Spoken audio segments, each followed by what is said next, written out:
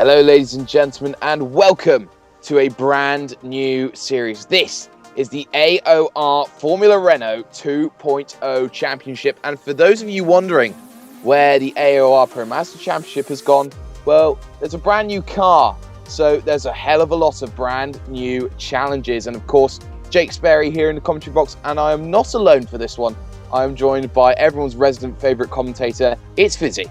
Yes, hello everyone, hello Jake.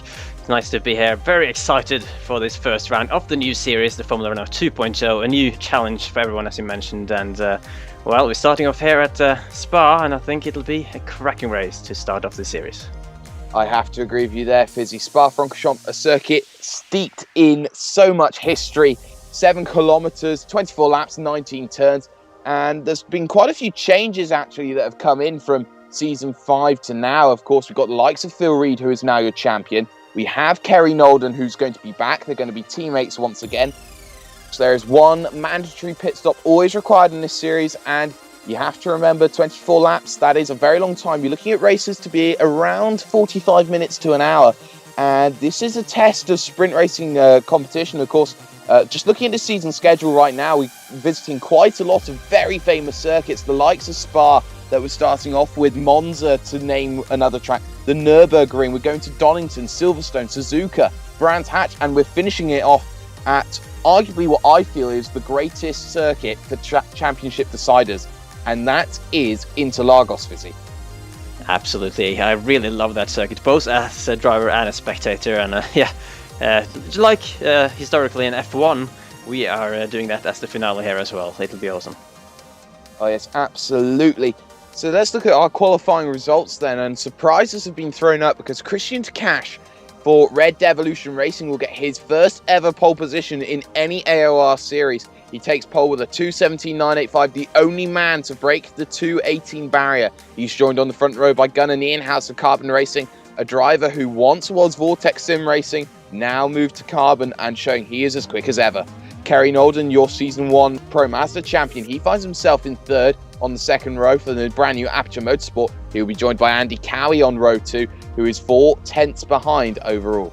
Timer cleared, the Flying Scotsman, he finds himself 5th for Hydroforce Racing, joined by the runner-up for last season, Jean-Francois Godin. He lines up in 6th. And champion for Season 5 of the Pro Mazda Championship, Phil Reed, he's on row 7.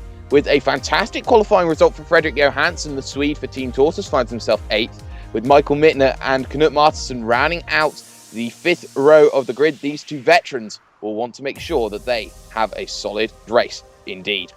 Looking back down on the second row, René Osterkamp's had a poor qualifying in the second of the Hydroforce cars. He's 11th with 2 independence drivers underneath, David Garrett and Lee N. Robinson, surprisingly without a team. The first of the LM Racing cars, Patrick Kessler, lines up 14th, team change for him, with Lionel Alberto there on row number 8, joined by Christoph Leister, who's had a particularly poor qualifying this season. Laurent de Rijk, the first of the de Rijk brothers there, alongside Robert Plumley, another veteran, with Steve Kager and Evan Imre rounding out row number 10 on the grid. It's 29 cars here on this grid, with Dometer 21st after a second place finish at the final race of the season last time out at Watkins Glen, with Nigel Spears there for the brand new branded North Atlantic Racing. Luke de Rijk and Jamie Colden will round out the last of the qualifiers within 3 seconds, with Ben Scott, another independent, 6 seconds off the pace. 4 cars that haven't qualified: Chris Robinson, nice to see him back in the series, Richard Grimley, Tom Van Humen and Vittorio Sartalamakia. And here we are now, starting on this qualifying grid here. We've got Christian Takash on pole, Nienhuis second. We're going to change it up. The lights are on. And a long wait there, but we are underway. There was a car not starting on the grid there, lower down the field. Don't know who it is, but we're starting with Classic Pit. So up into Eau Rouge. They will come along the left, then the right. It seems all very clean at the moment. Christian Takash getting a good breakaway, but down is Kemmel Straight. This is where the problems are going to be, because this is your main overtaking spot throughout the entirety of the lap. And already you can see cars trying to file it 2 wide, 3 wide, trying to make sure everything is going to be there, sorted, yes or no. You can already see Nienhuis and Nolden. They are going to go side by side into turn number 2. Well, not turn number 2, but into Lake Coombe. Not going to happen. Switch to Dometer now. And he looks like he's already made up 3 positions on his grid slot there, getting a little bit close there to the back of that car. Not quite sure who that was, but Fisi, at the start of that one, it was all very clean, very tidy, and something to note, Evan Imre's actually made it through Eau Rouge for the first time in 3 attempts. Yeah, that is fantastic. Obviously, Evan Imre having very bad luck usually in the Pro Mazda around here, but this time he's made it, and yeah, very clean start. It's not so clean now though for Lawrence de Rijk on his, not his debut, actually did a few races last season, but he spun completely around at the corner with no name, and he's dropping all the way to the back of the field. This field disaster start for him. Oh, what a shame there for Loren de Rijk. He looked very promising at the end of last season, and that was a mistake there into the corner with no name. Tagged someone else, didn't quite see who it was, but we're on board with Ty McLeod. You can see that Scottish helmet there, symboling David Coulthard there in the Hydroforce racing car into Stavelo. He will come along, looking to try and get on the back of that Aperture car of Kerry Nolden. Of course, one car blue, one car orange to symbol the portal reference there. But running himself now down towards Blanchimont. And, well, it's just going to be a battle of high speed through this section. He's going to try and use this slipstream. But you get these slipstream trains that start to form here, Fizzy. And you have to say, when you do get them, it just doesn't quite work out for the car who's second in line. Yeah, it's worth pointing out that the slipstream effect is slightly different in this car as well compared to the Star Mazda, so that's something they need to get used to. You need to kind of get quite a bit closer to the gearbox of the car ahead to get a proper slipstream effect in this car, as Gunnar Nienhuis now having a little look on the catch for the lead into the usual turn 1 here. It's the last corner on this layout, given the grid is on the straight they're coming onto now. But yeah, the catch holding onto that lead, and well, they've completed the first lap then in the new Formula Renault 2.0 car. And, well, I've got to say, they've done it reasonably well so far. Oh, yes, I have to agree with you now. Flicking themselves through Eau Rouge, ready on this small left-hander. And now Nienhuis will try and settle into the slipstream, try and make a move here on Christian Takash. Nienhuis was the fastest man in practice all week. And behind you can see Andy Cowie's going to be in trouble here from the likes of Phil Reed. But they're going to go side by side for the race lead. And Nienhuis goes to the inside and he makes it look very comfortable, but he runs a little bit wide there on exit. But he gets the move sorted very comfortably, and this will allow Kerry Nolden to close up here, Fizzy. And this is the problem that you find. Once you lose one, you start losing more, and you just start becoming the anchor that falls down the field. Yeah, obviously, when you are battling closely with other cars, you will automatically lose a bit of time, and these two going side by side for a bit there have definitely brought Kerry ever so slightly closer. Not that it was far off anyway, but there seems to be a four-way group at the front breaking off a little bit, gap forming behind Ty McLeod down to Phil Reed, Kerry Nolan's teammate, of course, in Aperture Motorsport, running in 5th place at the moment. Ty even having a little look maybe at Kerry, forced him to go defensive into the Fanja chicane, but Kerry covers him off nicely on the inside line there. Yes, he does, and something to note about Phil Reed is that he is already up 2 positions on his grid slot right now. He has sided his way through the field. He now finds himself 5th, chasing the back of Ty McLeod, who he very conveniently go onto an onboard perspective. Now, this is the run through to Blanchimont, and you're completely flat out, and this slipstream effect will come in as we switch back to Tom Van Humen there in the 77 machine there for his brand new team. He's chasing behind one of the Kinducci's, and I believe that is Chris Robinson's Menarden there, who he's trying to find a way past, and you can see already there, I believe it is Robert Plumley trying to find a way through as we switch back to Tom McLeod, who has a little bit of a look there on Kerry Nolden. Nolden having a look onto Cash as well as they head through this bus stop chicane. Not the start-finish line, no DRS either, as they head themselves down to the source to finish the end of the second lap. Well, you have to say Gunnar Nienhuis is now starting to pull out just that little bit of a gap, Fizzy, a gap which could get him away on the Kemmel Straight.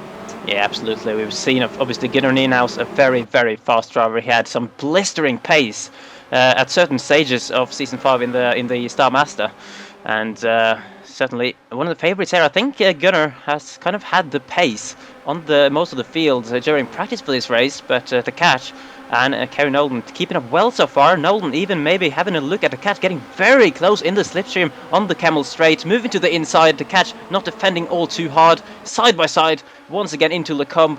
Kerry Nolden seem to have taken that position, 2nd place, and will now be charging after Nienhuis for 1st.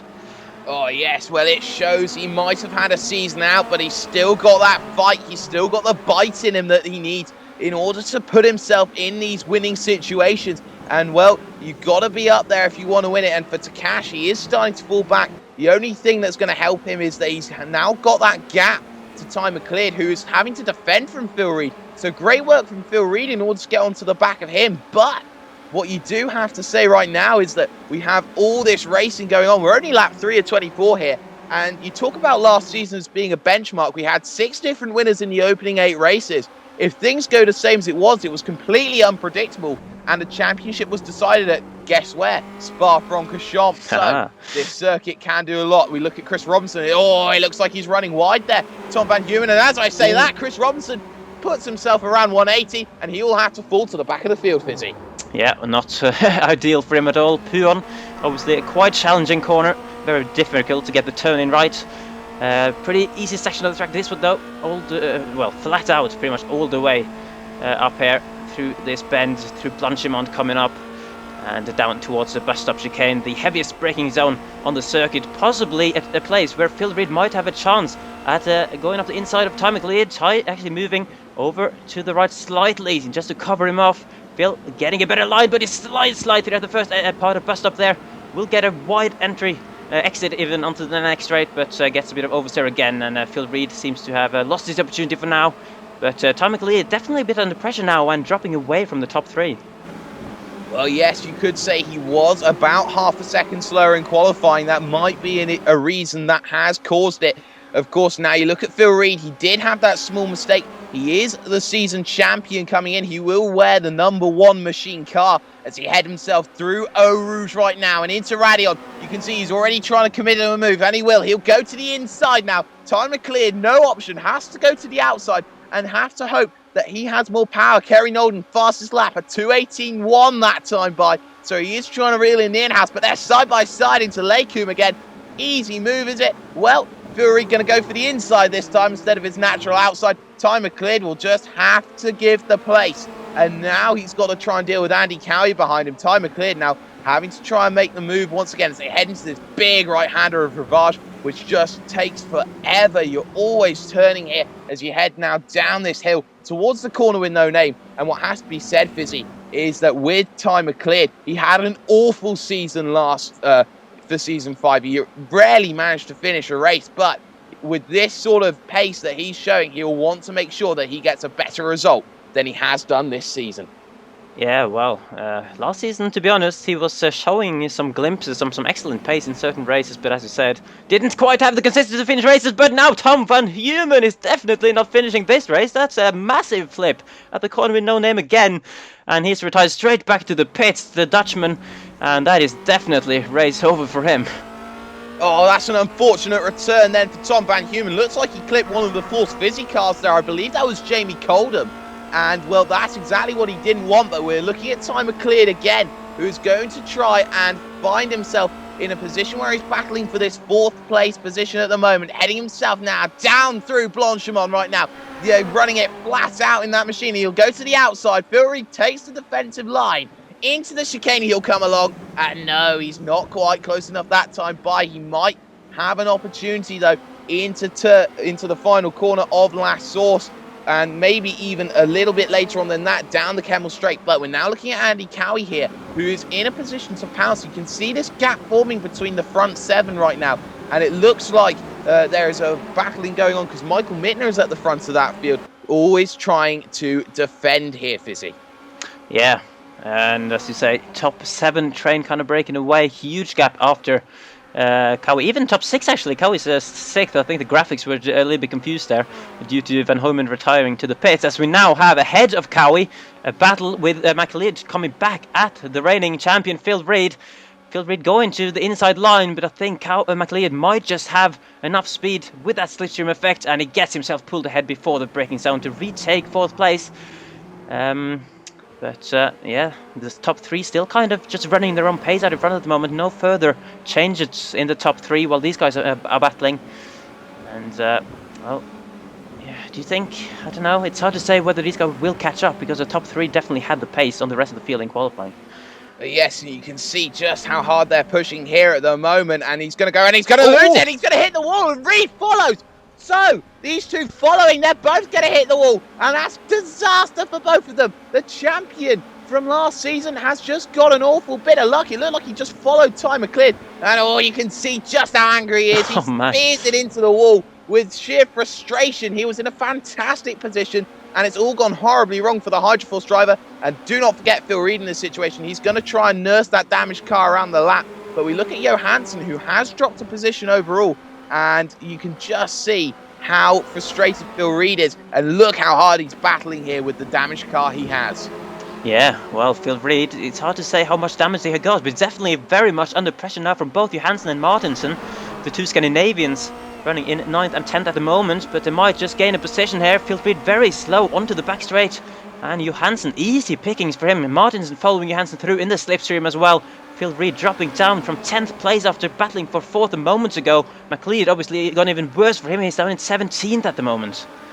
Oh, yes, he is. And, well, that's exactly where he didn't want to be. And you can see Johansson side by side with Martinsen then down into the chicane. Martinsen makes that one look very easy there. And, well, it was one of your bread and butter moves there. You can put that one on your toast and call that served, because that was absolutely fantastic there from Martinsen. But what does have to be said is he will have the disadvantage up the hill. Looking at Johansson's view of this now, you can see just how much less traction he had coming out of the source, and he's just going to be a sitting duck as you look at these. Well, the actual pit exit that we have now is going to be the one that you normally see in endurance racing. Upper Rouge, he comes along here on lap number 6 of 24, already a quarter of the way through this race. And now just watch, Fisi, this slipstream effect. It's not as much as a second, but it will be enough to start clawing cars in.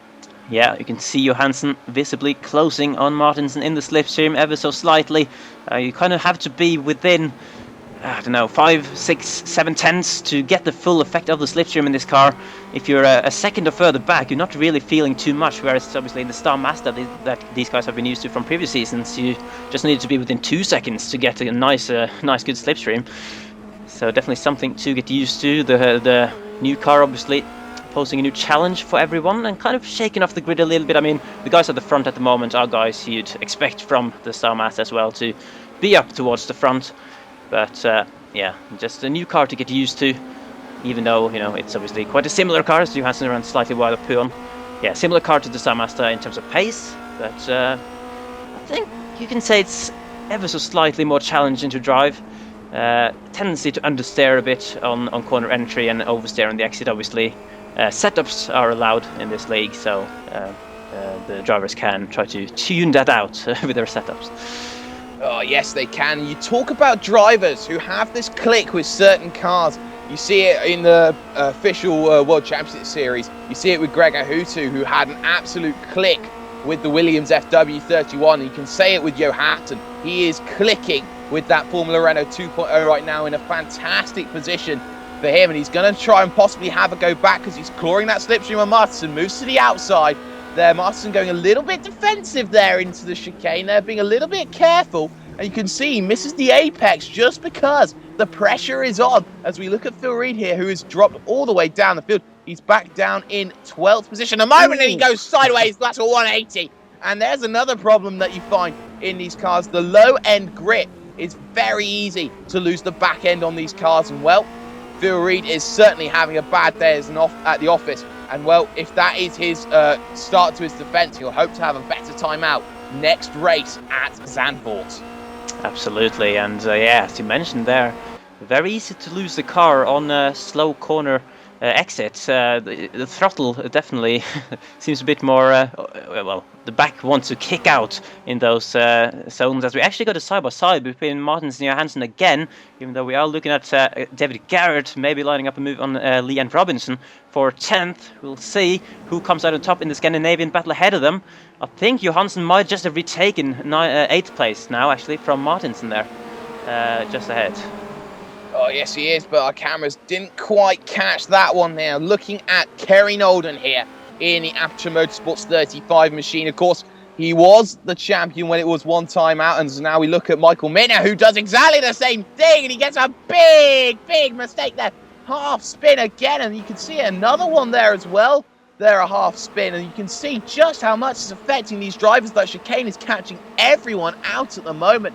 And well, what has to be said is you've got to think about the likes of Martinsen. You've got to think about these likes running in this lower half of the top 10 who can gain positions just by mistakes like that. You saw it very, very easily there with Michael Mittner, and that was the problem. And Nienhaus fastest lap, 2:18.1 again. Wow, he's really trying to pull away from Nolden right now, but we're looking at Martinsen, and now he's touched right in on the slipstream of Johansson here in the battle for 7th place, Fisi. Yeah, and well, Johansson clearly wanting to defend this position. It's he wants to get as high up as he can. He's got himself into great position, and Martinsen now going around the outside of the first part of the comp, but Johansson answering that by going around the outside of the next apex, and actually he retains that position. Some great racing from the pair of them, and Johansson does really, really well to hold on there.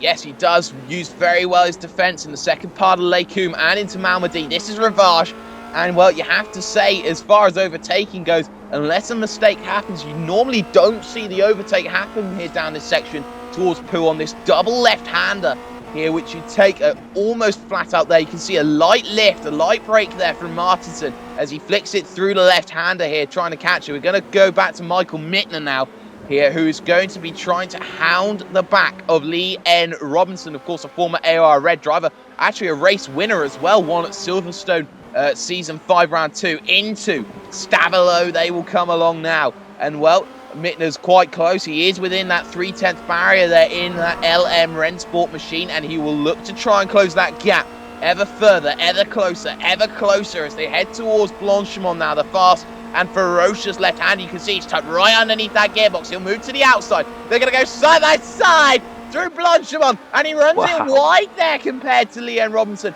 And that's a little bit of a cheeky one there from Michael Mittner, but he gets the move sorted down into the chicane. And, well, I don't know how you judge that one, whether off-track limits come into effect, but he did possibly have his nose ahead going into the corner, so maybe the move does stick there, Fisi. Yeah, I wonder if it was a case of just understeering off the track due to obviously wanting to leave space for Robinson on his inside through Blanchimont. It's quite a difficult corner to be side by side through because it's such a fast corner and it's easy to understeer across the track. Robinson did well though to leave enough room on the outside, and Mittner being a bit naughty, as you said, to just take a lot of the run off. But I don't think, unless Robinson brings it up, that he'll get away with anything.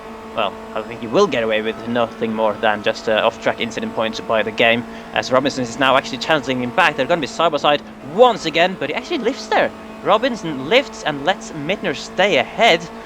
Maybe a bit of tactics going in on there. I wonder if he just feels that Mittner is faster, and it might be more beneficial for him to have him ahead of him and kind of dragging him towards the battle in front.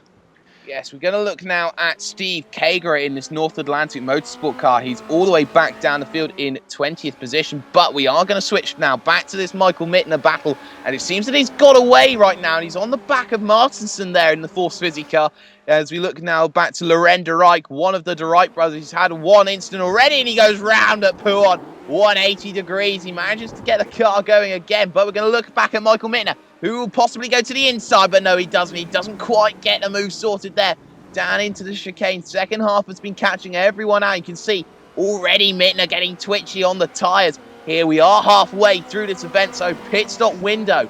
We are looking here around lap 12 to 16 here as being a potential one to bring in stops. Will any of these two come in this time by? Well, at the moment it's no, but you do have to say it is going to be the run in, and we saw it with Mittner and Robinson. You saw Robinson close too early up down through Eau Rouge into Raidillon, where he couldn't actually get the power down and was forced to lift off midway through the straight. Mittner's got it perfect right now, Fizzy, and now he'll surely have a run on Martinsen in order to get up into P number 8. Yeah, here we go. Definitely the place on the track where we've seen most of the overtakes today, as you'd expect with this being the massive straight that it is. And Mittner round the outside of the first part of the comp again. Martinsen though trying to do what Johansson did to him earlier and hang on, run the outside of the next part, but he gets a little bit oversteer on the exits, and Mittner hangs around the outside to actually get that move done for what is now 8th place on the circuit. Johansson, because of this battling,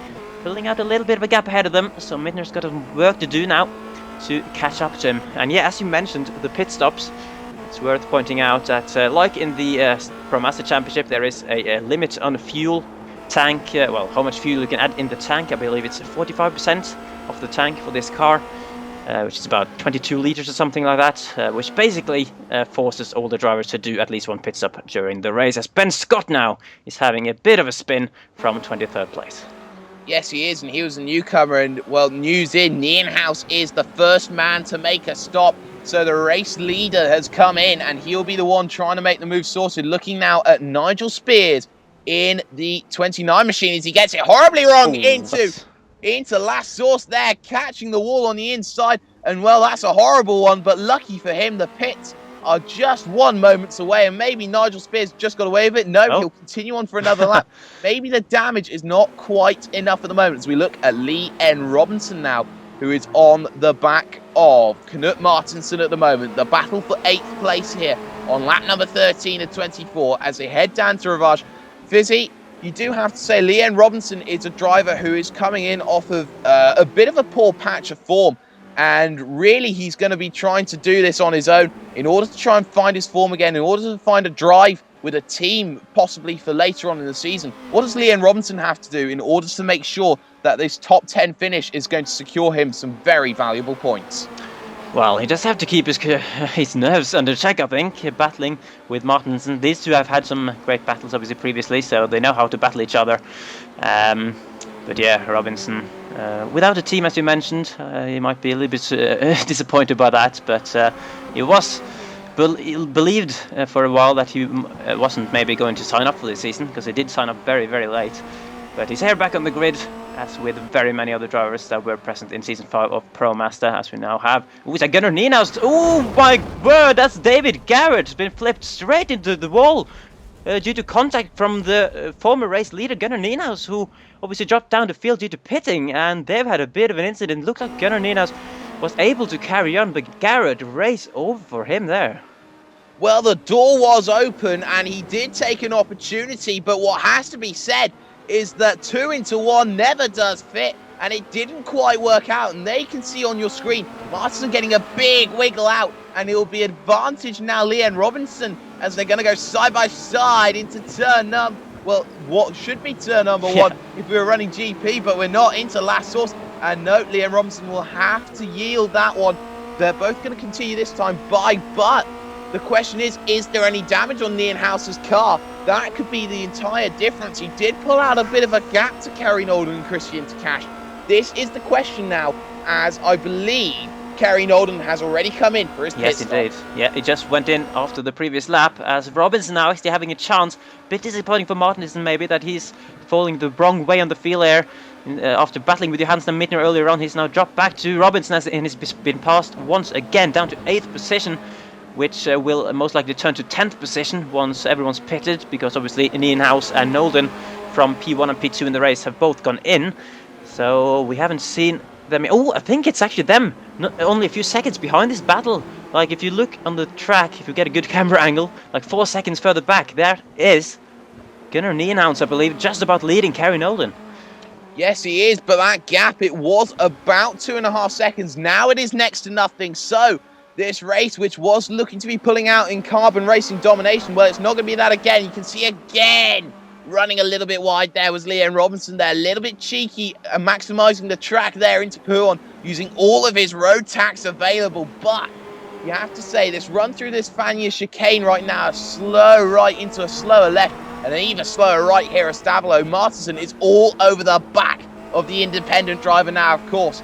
At some stage, you have to say, Martinsen was in the main team, in the sister team was Lee N. Robinson, but they have had their fair share of battling. Of course, Martinsen, the most experienced driver in this league, he will know how to make an overtake. He is a fan favourite, and there'll be people winning him on from all over the world here as they head through Blanchimont. Decides out of it at the moment. Did not want to go side by side. Might have an opportunity into this hairpin. Will he have the run? No, we're going to look at Kerry Nolden now, as he might have a look here on Gunnar Nienhuis. The answer is, has Takash come in this time by? Answer to that one, no.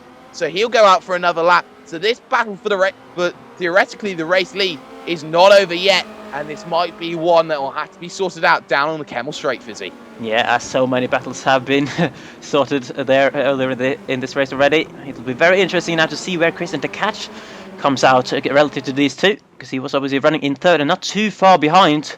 But yeah, Nolden definitely closed the gap as a result of Nienhuis's incident. with David Garrett. It remains to be seen, obviously, if Nienhuis is struggling with some damage. There is the catch on the pit exit. He is behind still, but Nolden now having a great opportunity to take the race lead. Everyone's now pitted, meaning this is now for the actual race lead as well. Nolden on the outside, Nienhuis on the inside for the entry to the comp. On board with Nienhuis now. Can he break later than Nolden on that inside line? They're pretty much at the same place. Nolden tried to hang it around the outside, and it's done it just about with a bit of a twitch. He gets ahead of Nienhuis for the race lead.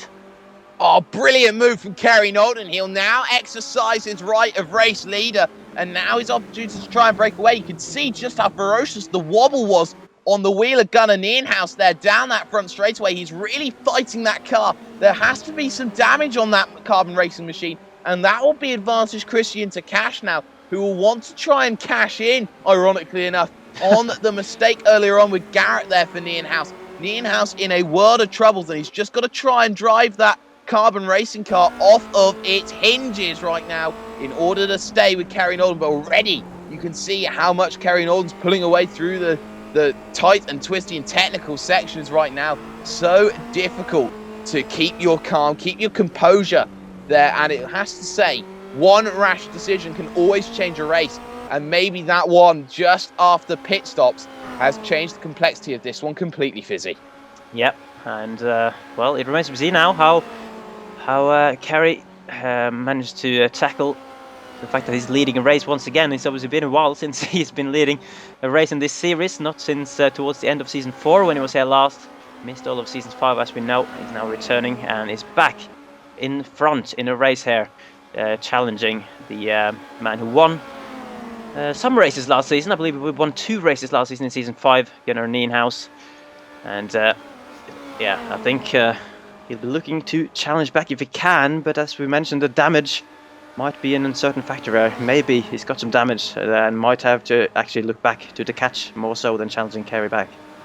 Yes, we do. We're looking at this battle here with Martinsen and Robinson. They're going to be at it once again. It seems that you cannot split these guys with a north-south magnet or anything like that, and the iron filings in between them, well, there's hardly next to any of them, because they are going to be towing each other along here throughout the remainder of this race. It seems we're 3/4 of the way through. We're into crunch time, folks. 6 laps to go of the circuit. Well, technically 7, but Martinsen all over the back of Lee N. Robinson at the moment. We're going to go on board here and see what happens as he runs himself now down in with Slipstream into Eau Rouge, the left. Now the big right, and now the left again. He's closing all the time, and he's going to put his nose on the inside of the circuit, and he gets his nose across. Small keen right-hander there. No DRS. They pass the DRS board, of course, because these are Formula Renault. And, well, you say Max Verstappen was very much an icon for the Formula Renault, and you have to say side by side into Leku, and you can see Leanne Robinson running a little bit wide there, trying to hold it around the outside. Not going to work there with the inside line.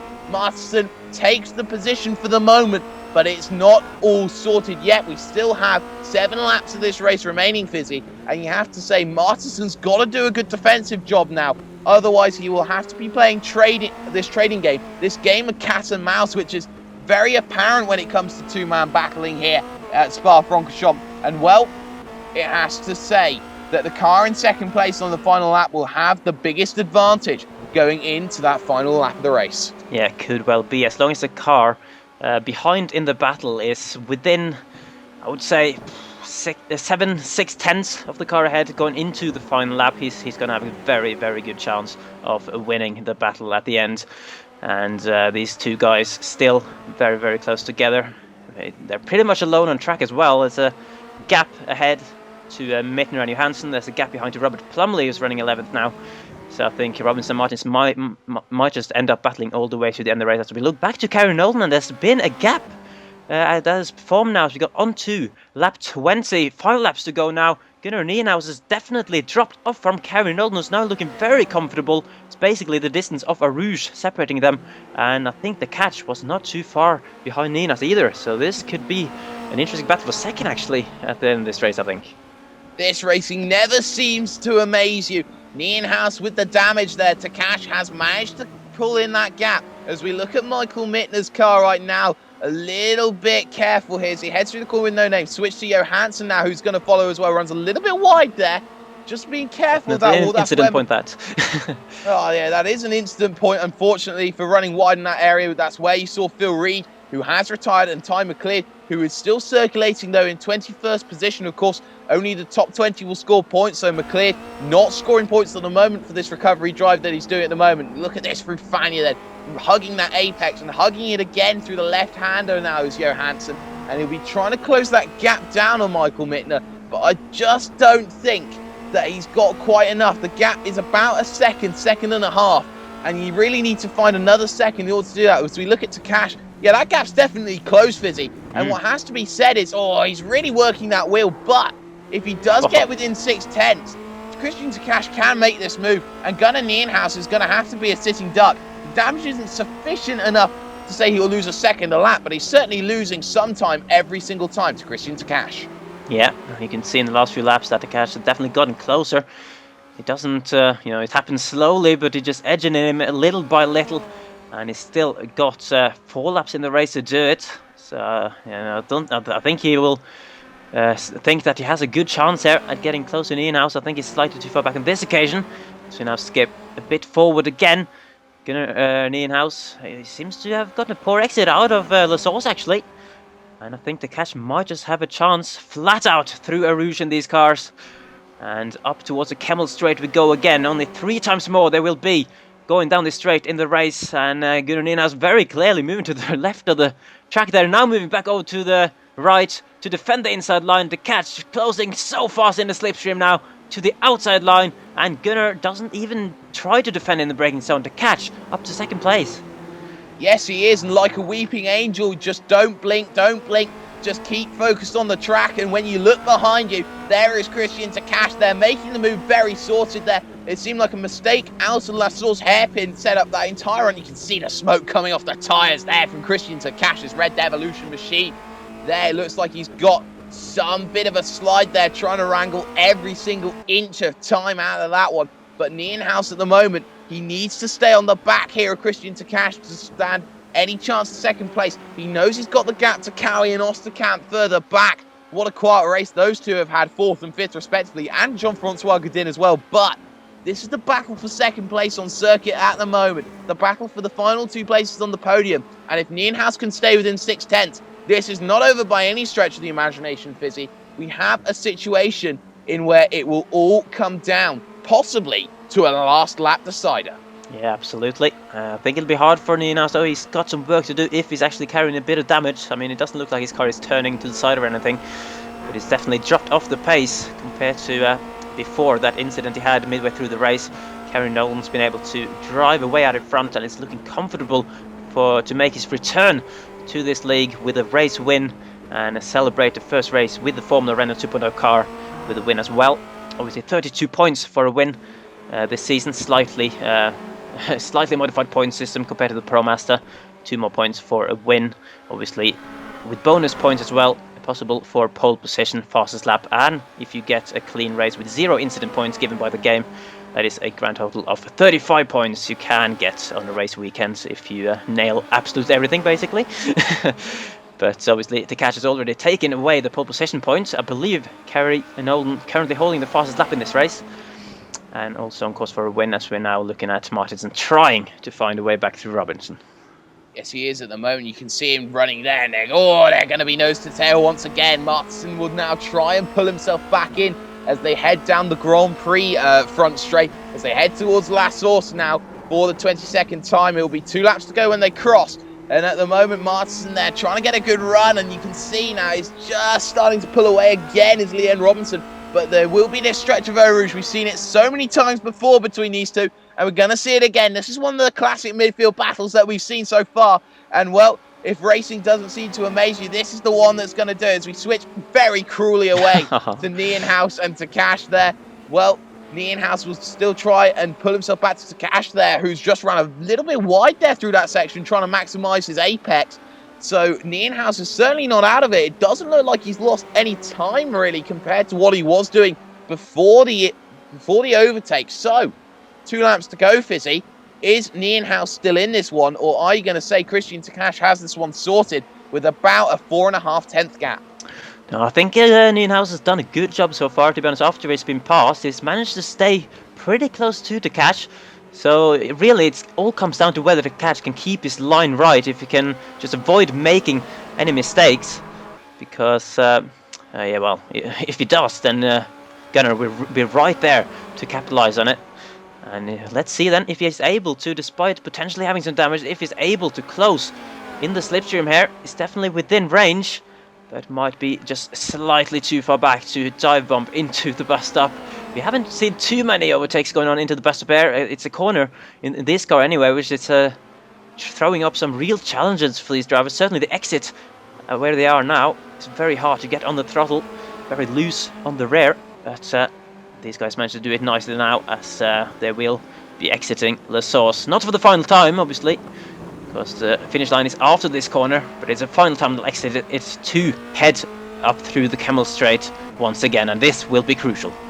Oh yes, I have to agree with you. It will be a one-lap shootout between these two, and you can see the gap between Takash and Nienhuis at the moment. They look at Takash maximising his apex there through the second half of Eau Rouge, trying everything he can, and now the slipstream down the Camel Straight. Your palms are sweaty. It's a one-lap decider for Takash. You can see he moves to the outside. Nienhuis deciding not to take the slipstream. That's a crucial fact. He doesn't want to close up too quickly here through this section. And, well, he has pulled the gap back down. He is already right on the back of Christian Takash right now here in this battle for the final two places on the podium. Red Devolution plays Carbon Racing here. And, well, they're going to head for Rivage right now, this big right-hander, and it's not going to be anywhere close enough at the moment, and it might just have to be a waiting game for Blanchimont and the bus stop chicane in order to sort this one out. But you have to say at the moment there has been one driver who's pulled away, and that is Kerry Nolden on his return to racing here in Apex Online Racing. He has done a fantastic job in pulling his car into pole position, into the race lead, and now he is looking to be champions-elect. Nienhuis, you can see him on board, trying to find a way through into the Fania chicane. He'll come along the big slow right, the slower left-hander, and he's just not quite close enough at the moment, but he might just be in range. It is dependent on a couple of things. Into Stavilo, and there's a little bit of a twitch there from Christian Takash, and he's going to have to be wary about that. The tyres might start to be going. He might be starting to make a few errors here on this final lap. Think he might have it sorted, and now this slipstream effect will come in. The run down towards Blanchimont. They've just come out of corner Paul Frere, and now this big left-hander, the series of left-handers, now the real test, the big left-hander, and is Nienhuis close? Answer to that one is, at the moment, no, not quite enough, but he might have a go into the right-hander. He has a look, but not quite close enough this time. But into the right, and now into the left hand. It'll be one call to go afterwards, but Takash has made a mistake. He runs wide on the exit. He's on the AstroTurf, and now that might give an opportunity. Nienhuis will have to look to the outside. We haven't given too much attention to your race winner because of this battling, but final corner around the outside. Nienhuis is going to hold it, is he? Yes! Brilliant move by your champions-elect. The Godfather has returned. Kerry Nolden wins the first race of the season at Spa-Francorchamps. It's a second place for Gunnar Nienhuis, and Takash will round out the podium.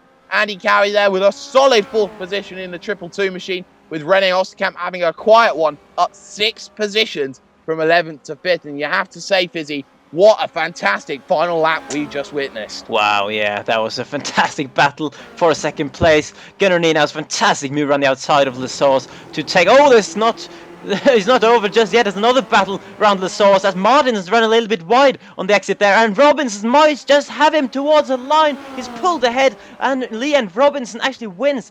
That battle has been going on pretty much all race for a 9th position. Martinsen finishes 10th, sorry. Robert Plumley, I believe we got across the line in 11th place, and yeah, what do you say? Christoph Leister here coming across the line as well in... is that 12th position possibly? Evan Imre actually finishing a race at Spa. That is unbelievably surprising. In 13th place as well.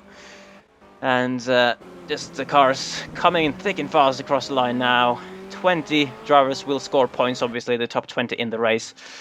And as you said, it was a fantastic race. Certain drivers obviously having very silent drives, but some of them having absolute amazing battles. Oh yes, of course, but sponsorship is everything, and well, if you got anything to get yourself a little bit of time in this final stage, the race is always a very good position to be watching there, as you see running through the final corner there. I think that's one of the one of the Rich Racing cars there, one of the DeWright brothers there. A fantastic result though for Kerry Nolden. He becomes the first ever winner in Formula Renault. He will take the advantage into Zandvoort, but what has to be said is, well, has the Godfather ever left? Has he still got it? Well, on this form, yes. But eyes will have to point to his teammate Phil Reed, because it looked like he had an absolute horror show today. And if he didn't have that instant, where would he have been otherwise? So at the end of all that is in the race, it's Kerry Nolden who makes Aperture Motorsport win on its debut in racing right now. The Season 1 champion for the Star Mazda, winning by 4.5 seconds ahead of Gunnar Nienhaus's carbon racing car, with Christian Takash, pole sitter, losing out in the final corner decider. Andy Cowie having a very solid race in a time trial battle with René Osterkamp for 4th and 5th. Of course, René Osterkamp, a former winner in this series. Same for Jean-Francois Godin. The bridesmaid finally becomes a bride after Season 5, but only 6th place for him today, finishing a second ahead of Michael Mittner's LM Rennsport car.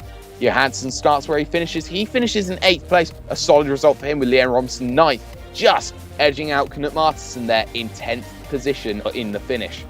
Looking back down your field, Robert Plumley having a good race there, coming 11th, gaining 8 places. Leicester as well, gaining 4. Evan Imre, of course, finishing his first race with Chris Robinson, surprisingly back in the field in 14th position. Domter 15th with Jamie Colden, not having the best of results there in the Force Fisi car, of course, having that contact with, I believe it was Tom Van Humen, but Nigel Spears and Steve Kager, the North Atlantic boys there, 17th and 18th. Loren de Rijk, 19th. Lionel Alberto there in 20th, the only French driver in the league. Looking back down the field, Timer cleared there, 21st. He won't score points despite carrying on that car for 23 laps out of the 24. Cars that did not finish today: David Garrett, Ben Scott, Phil Reed, Richard Grimley, Tom Van Humen, Vittorio Sotalamacchia, Patrick Kessler, and Luc de Rijk. And after all that round of exciting racing, we are going to have a couple of interviews with the drivers who finished on your podium today. And we are joined in the commentary box now by Kerry Nolden. Kerry, a fantastic result for you today. Your opening part of the stint, you qualified 3rd on the grid, and it was a difficult one for you in practice, from what I can recall. So just your opening section of laps, just how did that feel for you, dealing with the likes of Gunnar and Christian? Well, it's good to be here. Thanks for having me here. But with regards to the first couple of laps, I don't know. It was just kind of keeping the car on the track, I think, first of all, in the opening couple of laps. Cold tyres were a worry on lap 1. But 3rd was a decent spot to be in, so I was hoping the 2 guys up ahead would kind of jostle a little bit, which they did. And then their confidence just kind of went from there, really. So it was a good race overall. Yes, and around the pit stop window, it was interesting to see that Gunnar Nienhaus had a bit of an issue with slower traffic ahead of him, which kind of brought you into your own element. You were about 3 seconds back coming into the pit window, and you were right behind him. Was the damage visible on your end? Did you think that you had a sizable advantage and a chance to win the race? It wasn't until the kind of, I mean, I had a couple of guys out there that were actually telling me the situation and that he had made contact, but I didn't really put 2 and 2 together until I started pulling away after taking the lead, and I thought, you know, did he have damage? Wasn't too sure. He was still lapping at a decent pace. You couldn't really be sure. But I wasn't really kind of close enough to really take a good look at his car, to be honest. I just wanted to clear him as fast as possible. But yeah, I don't know. I think I had the pace. There was a period where I just started to stop the rot and was coming back towards him. So I think even without his issues, I'm hoping I could have caught him anyway. And it's just a shame. Obviously, he had that incident as well. Yes, and for you, it's as if you've never returned. Of course, you had 1 season out for Season 5 of the Star Mazda, coming back in the Formula Renault. You take the opening win here. How will that momentum help you going into Zandvoort? I don't know. I think that's probably a question you could probably ask Gunnar a bit more. I think throughout the whole of the week, I've been around half a second behind him. So today's a surprise, that's for sure. But that doesn't mean that I'm going to be ahead next week again. I'm fully expecting Gunnar to be leading away again at Zandvoort, one of the races closest to his heart. So I don't know. We'll just take it race by race at the moment. I think just taking this one win already will take a lot of pressure off straight away. But yeah, just see how it goes really. My aim's to start strongly, which I have done, and we'll just go from there really. Okay, is there anybody you'd like to thank for your win today, Kerry? Myself. It was. I don't know really. I think just having Phil maybe in here. Obviously, it was a shame for his race that he crashed. But we were pushing each other, especially when we were trying to find time in practice to Gunnar. Just pushing each other forward really was a big help. But apart from that, no, not really. I'd like to thank Gunnar for maybe crashing and giving me an easier time of it really. Okay, thank you, Kerry. Thank you very much for joining with us. Thanks. And now we're joined in the commentary box by Christian Takash. Christian, a pole position for you, a very rare achievement on your side of things. Just tell us what went through your head in qualifying, just how you got into that position, being the only man to break the 2:17 barrier. Well, I was kind of surprised because my pace hasn't been that good all week. So when I got the pole, I was, I got really scared, to be honest. I was hoping someone else would get it, but that didn't happen. So it was cool. Yes, of course. And your start of the race didn't go quite as planned. You dropped your positions to Gunnar and Kerry and held station in third place. It seemed for quite a long while that it was only going to be you three that were ever going to be fighting. Was it just a matter of time trialing your way through the race, mostly for most of the opening stint? Yeah, kinda. I think my nerves got to me, and I couldn't keep a decent pace to keep up with Gunnar and Kerry. But eventually, later in the race, I got a better pace, but it wasn't enough to keep up with Kerry though. And Gunnar got damage, as far as I know. So yeah, I could catch up with him, but it was almost basically a time trial, I guess. Yes, and of course the final lap for you was a real interesting one. You and Gunnar having a fantastic fight to the flag. Just tell us what was going through your head through the final half a lap, because it seemed that Gunnar got a fantastic exit off the final corner. Yeah, on the last corner, the car kind of died on me. I'm not sure. It kind of slowed the low revs, I guess. So I tried to shift down, and I hit the rev limiter. Which of course was really bad, so yeah, I lost the position there. Thank you, Christian, for joining us today in the commentary box. Sure.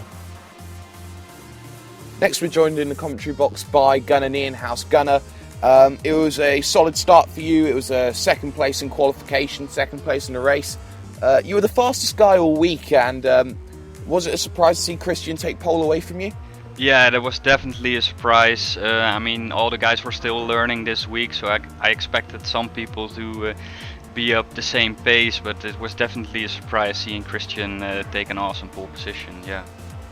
Yes, of course, and you found yourself up into the lead very early on in the race, and that was really beneficial, really helpful for you getting away in the opening part. You did have a bit of contact during the middle part of your race, though, just after your pit stop. Just to tell us what happened in that area of respect. Yeah, the new system, the new fuel system of the cars is new for us, so we've got to get used to it. And maybe I took not enough fuel to start with, and I had to do an early pit stop. Came out right back behind David Garrett. Knew I was quicker. Had to find a spot to overtake him to not lose too much time. Choose for staff a lot to try and overtake. Had some understeer and there was contact, which ended his race, which was very unfortunate for him, and also caused me to have some minor damage. Was not a good move. I'm a bit disappointed by that. Yes, but it didn't actually stop you being incredibly quick still. You did lose time to Kerry Nolden's car, but you did have a fantastic battle on the final lap with Christian Takash, a stunning move around the outside. Will that move give you momentum going into Zandvoort, or is it going to really help having the Carbon Racing boys there behind you helping you out all the way? Yeah, it was a good move. I didn't plan to overtake him because I had some damage and I was just trying to get a podium position. Christian made a mistake in the final bus stop, and I thought, let's go for it. And then he made another mistake in Lasor's hairpin, and I was around the outside, had more exit speed, and I was happy with that move. But still, in the end, I'm disappointed by the result. Looking forward to Zandvoort though. Yes, of course, your home race. Was there anybody you'd like to thank today for your second place finish? Yeah, definitely. I'd like to thank Carbon Racing, of course, for getting me on the team, and also our sponsors, Sim Racing Hardware and Tierman Designs, for backing us over the last couple of seasons. Thanks you all. Thank you, Gunnar, for stepping into the commentary box for this interview today. Thank you, Jake. And with all that said and done, the Drivers' Championship will be as you left it. Kerry Nolden, 5 points clear at the top. There you can see how the points are structured. In the in-house, they're on 28, Takash on 26. And looking back down further in your field, you can see 1 points difference for the lower points positions, meaning that every point is vital to fight for lower down in the table. Looking there down at the drivers who haven't scored points, Timer cleared a big shock, and so is Phil Reed as well. But this makes a change in the team's championship, Fizzy, because you've got LM Rennsport leading 5 points clear of Aperture. And then you've got Carbon and Red Devolution there. Team Tortoise very well in 5th, Hydroforce 6th. A lot of teams not really being up in for the game so far in round 1. But can that all change with the later rounds? Well, what do you think? I think it's going to be something really to behold. Yeah, certainly. So far it's looking like a very interesting team championship. LM Rennsport, 2 very solid performances from their drivers. Cowie 4th, Mittner 7th. Obviously, one of the reasons they are leading ahead of Aperture is Phil Reed's unfortunate DNF early on, and Carbon Racing and Red Evolution, 2 one-man teams up there as well. Unfortunate kind of that they are one-man teams, because they could certainly challenge higher up if they had a second driver as well. Tortoise, a very good 5th at the moment. Yes, definitely. We've just seen the lower half of your results. And well, next time out, we will be at Zandvoort, there in the Dutch sunshine. So, with everything that has been said and done, with everything that has gone in the racing, I've been Jake Sperry. I have been joined by Fizzy. This has been the AOR Formula Renault 2.0 Season 1, Round 1 from Spa-Francorchamps, and we will see you next time.